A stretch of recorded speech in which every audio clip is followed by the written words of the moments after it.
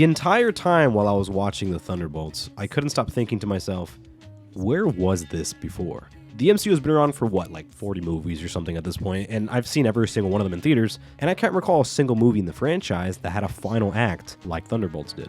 Which, for those who don't know, The Thunderbolts is the newest MCU movie out right now, seemingly being one of the first movies coming out of Kevin Feige's new quality control wave. Now, I don't know if that's true, but it feels like it. The Thunderbolts feels like an actual movie for a change. One that focuses primarily on character. It doesn't feel as plotty as other MCU movies are, where there's a constant sense of, I'm doing this, and then I gotta go do this, and then I gotta go over here and there so I can do this, and this.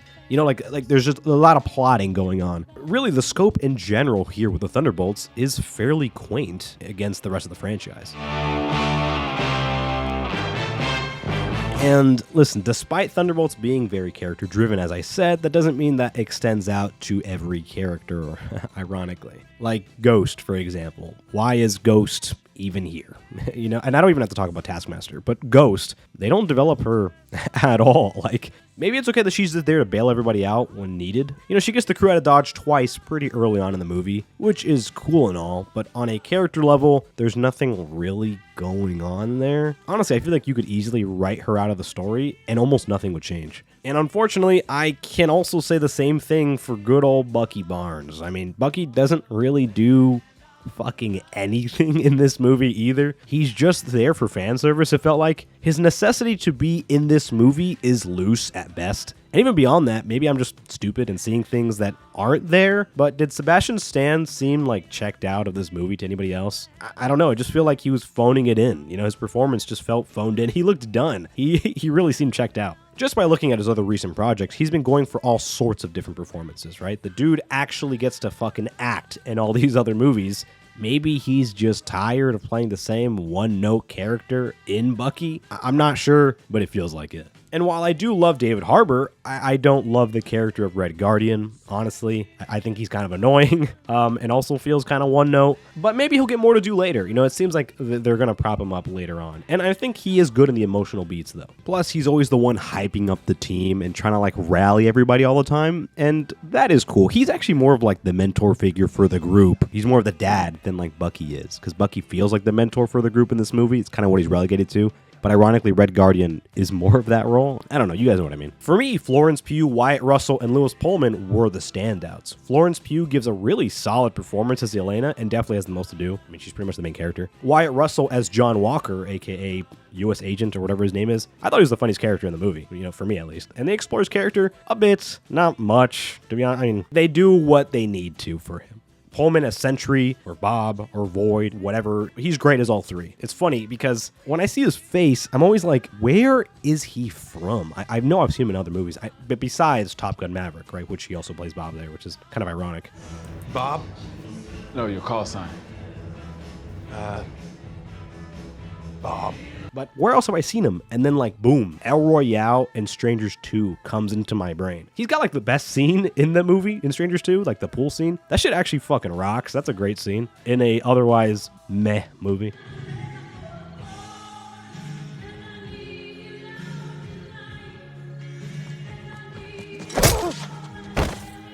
And then in El Royale, he's also a druggie too, like he is in Thunderbolts. Honestly, they almost feel like the same character. Weird coincidence? Maybe, I don't know. But either way, his characters get quite a bit of development too in Thunderbolts. Now, the weakest aspect is probably the main antagonist in Valentina. I don't mind her, like, as a character, but if I had to choose the weakest link, it's probably her and her whole B-plot. Does every Marvel movie really need a B-plot? I just want to stick with the main crew, okay? I just want to stick with the Thunderbolts. I want to see what they're doing. And every time it would cut away to Valentina, I kind of, like, squirmed in my chair a little bit. I don't know. I don't really want to watch her, to be honest with you. And, of course, that all culminates and brings us back to what I was talking about at the beginning, the final act.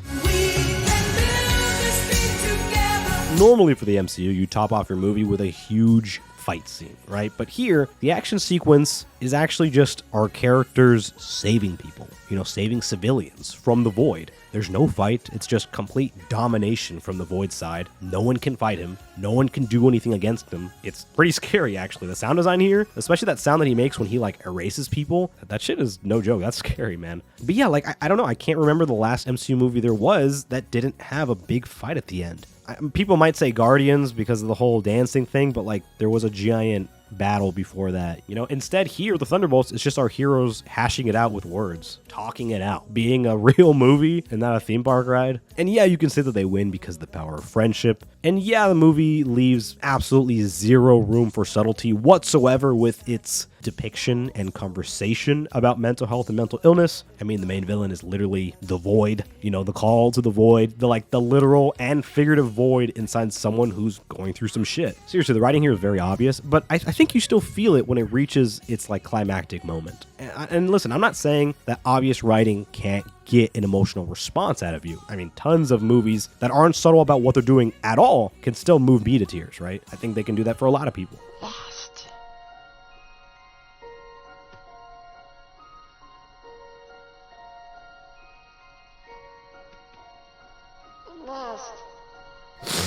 Oh my god, damn. But the writing works here for this movie. I mean, it worked within context. And, the context being, the MCU has been around for 16 years now. And we've somehow never had a movie in the franchise that plays out like this one. The movie effectively takes place in 3 locations: a bunker, New York City, a building in New York City, and then the desert in between them, going from point A to point B. The movie's got a small, intimate scale that feels fresh for this franchise. The fact that the movie doesn't end on some dumb CGI fight, at all, is unheard of for these movies. Literally all of them end this way. And it got to the point where Marvel had to address it and acknowledge it with the likes of Deadpool 3 and She-Hulk. What kind of stupid finale is this? Was that from every other superhero story ever? Okay, there are certain things that are supposed to happen in a superhero story. Exactly. But anyway, yeah, within context, again, the context being all these damn movies are so samey, and this movie just feels refreshing. It feels different, actually. The end of this movie really reminded me of that scene in the Simpsons movie when Homer's tripping out.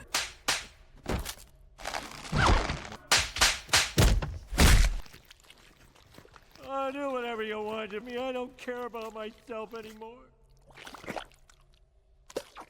Because? It really is very similar to this scene. But which way do I go?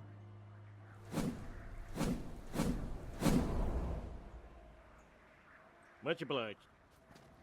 And damn, does it feel good to see superheroes saving people. I feel like far too many superhero movies are getting it all mixed up when it's just fucking action scenes now. I want to see superheroes save people. I think this movie has shown me that I actually prefer seeing superheroes save lives than it is to see them smash into each other until one of them dies. Outside of that, though, I don't think the movie tackles its subject matter all that differently or that interestingly, I guess, or that intelligently than a lot of other movies have before. I mean, there's movies in theaters right now that are doing the whole mental illness conversation better than the Thunderbolts is. This is very surface level. And again, make no mistake, I mean, the Thunderbolts still is a Marvel movie. It's got all the other Marvel isms that you come to expect. There's a ticking clock inside the bunker when they're going to blow up. Why is that there? Even if a lot of them are scaled back, they are still here. But I mean, I was pleasantly surprised with the smaller scaled, intimate ride it took me on. And I want to say it's cool that Marvel got us all to care about these losers, right? But they've been doing this for almost 2 decades. Are we still surprised that they're able to make us care about these characters? For me, the MCU is at its best when it puts character first before the spectacle. Thunderbolts doesn't reinvent the franchise, but it doesn't need to. None of the new Marvel movies need to reinvent anything. The reality is that these movies just need to be good. We just need to be able to connect with what's going on instead of just mindless spectacle. I think people are finally realizing this. I just want these movies to be good. I just want them to be worth remembering. I want to be able to remember them a day after I see them. And I think that there is stuff in Thunderbolts that is worth remembering. Thanks for watching, guys. Those are my thoughts on Thunderbolts, or soon to be known as the new Avengers. Let me know what you guys think about the movie in the comments below. And let me know if you guys want a video about Captain America Brave New World. I skipped over that one, but I've been kind of thinking about it. Maybe I will do a video for that one. But yeah, much love, guys. Be safe out there.